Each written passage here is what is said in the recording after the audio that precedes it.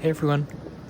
Over the good few years that I've been cubing, I don't believe there has ever really been a time where I've been heavily focused on practicing 404.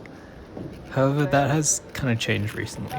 So I've owned and mained the same singular 404, which is the Alsu GTS2, since about like early 2019. So pretty much like 5 years ago, which is insane to think about now. However, a couple months ago, I felt like I was very due for an upgrade in my hardware, so I asked Picky Shop to send me the latest Move 404, which was the Alsu WRM. If you're like me, then I'm sure receiving a new cube for an event will definitely motivate you to do a good amount of practice in it, and that is pretty much exactly what I did.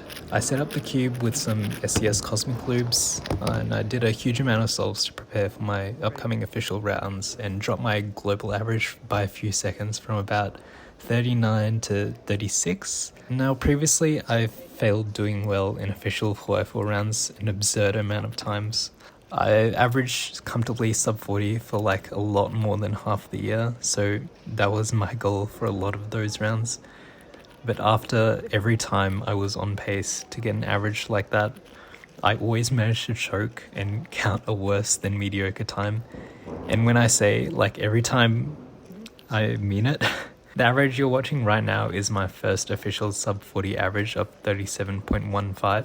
And yeah, I demolished sub 40. This felt like a much bigger achievement than it should have been, purely because of how many times I failed to do it after having it in my reach. And I guess it just goes to show how good that success feels after experiencing failure multiple times before. Back to the WRM, the first glaring differences from the GTS2 that I had to adjust to were the size and the color shades. The small size of the WRM was very noticeable, but ended up being a positive, as before my hands used to occasionally get tired when trying to turn at a high speed during 303 stage and all little parity. But a small cube means my hands have to work slightly less while turning, and it feels a bit more closer to a 3x3, which is always a good thing.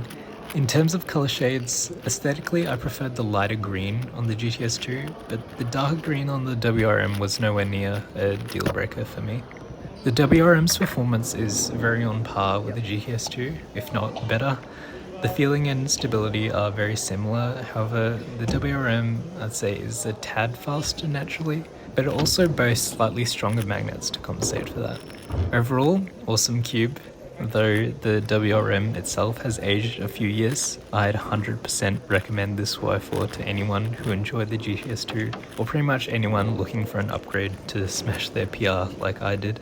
As always, if you'd like to buy it, link is in the description, and use code BlueJacket for 5% off your order. See ya!